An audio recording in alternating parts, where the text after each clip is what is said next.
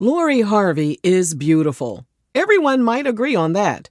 But something about her still feels distant and untouchable, like she's walking through life behind a glass wall. She trends, but she never lingers. She's followed, but she's rarely felt.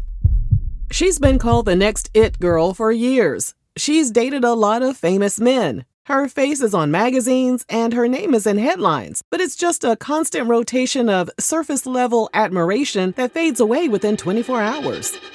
The question isn't whether Lori Harvey is famous. The question is why she hasn't truly popped, and more importantly, whether she ever really wanted to. Before we dive deep into today's video, don't forget to scoop up something to munch on at rrgsnacks.com, our online concession stand that has an assortment of Applewood smoked bacon jerky, freeze-dried goodies, and butter toffee peanuts.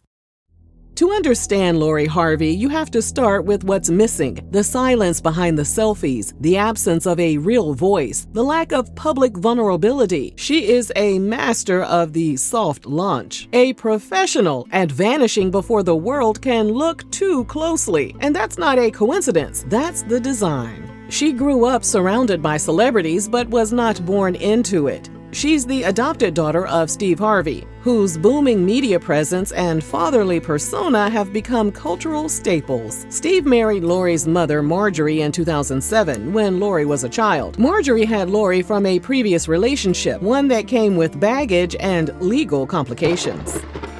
Her biological father, Donnell Woods, was sentenced to 37 months behind bars after being convicted of running a family substance operation. Marjorie and Donnell ended their marriage, and Marjorie later moved on with Steve. When a child is separated from or rejected by a primary caregiver, it's called primal abandonment, and it leaves a mark. Children may not have the language to explain it, but they feel the shift. And as they grow older, they may internalize the idea that they are replaceable. That love can be bought or swapped or rewritten. That the name on your birth certificate matters less than the persona you project. Perhaps Lori learned early on that image is everything. Her mother always looks put together. She's a woman who plays the role of wife and socialite with precision. Steve is loud, wise, protective, but also a man who has been married 3 times. A man who preaches family values on television while navigating complicated histories of his own. In that house, appearances were not just important, they were currency. And when you grow up in a world where your identity is shaped by who you're associated with, it becomes hard to know who you actually are. From the outside, Lori looks confident, composed, untouched, but there's a difference between privacy and disconnection, between mystery and emotional vacancy. She doesn't speak much, she doesn't open up. Interviews are rare, depth is scarce. Even her social media posts feel filtered through an invisible marketing team. A caption that gives us nothing, a life that looks beautiful but is manufactured. And when she tries to create something of her own, the cracks begin to show. Her skincare brand, SKN by LH, was launched in 2021 to fanfare, but quickly lost momentum. Reviews were mixed. The product rollout was sluggish. The branding felt vague. There was no unique voice behind it, just another pretty girl with a cleanser. In a saturated beauty market dominated by giant companies, consumers expect more than aesthetics. They want authenticity, a story, a sense of purpose. Lori didn't give them that. She gave them packaging. The brand's Instagram hasn't been updated since 2024, and all items have been out of stock on the website for a minute. Well, at least y'all knew she had a skincare brand. I ain't know nothing about it. And I stay in folk business. and I didn't know nothing about it. Her swimsuit line hasn't seen much movement either. The brand's Instagram has been silent since 2024, and most of the products listed on the site are either sold out or just sitting there without restocks in sight. Now, Laura, you know better than that. I ain't know nothing about the swimsuit either, but here it is coming up on summer, girl. You ain't got a relaunch of your swimsuits and your skincare line, girl. You ought to be having a what they call sunscreen ready to roll out. This is where the psychological tension begins to bleed through. In a world that rewards visibility, Lori remains ornamental. She is seen but not heard.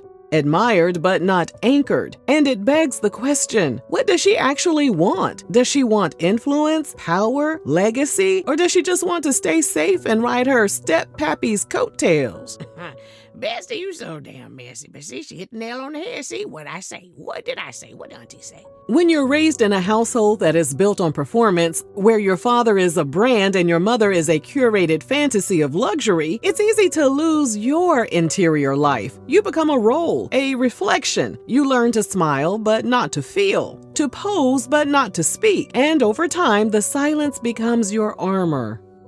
The men she dates are fellow celebrities who are influential and admired, such as Future, Michael B. Jordan, and Damson Idris. There's a pattern. She's the woman who always gets the man she wants, the woman who leaves before being left. She's never heartbroken, never messy, never unhinged, just polished. But behind that strategy is a deep psychological survival mechanism called avoidant attachment. It's a need to control how close someone gets because closeness feels unsafe. Intimacy means exposure, and when your earliest emotional bonds are shaped by instability or replacement, the idea of letting someone see the real you becomes unbearable. So you give them the fantasy. You give them the version of you that cannot be touched. There is power in that, but there is also a cost. Because when you spend your life curating a brand instead of building a voice, your success will always be on the surface level.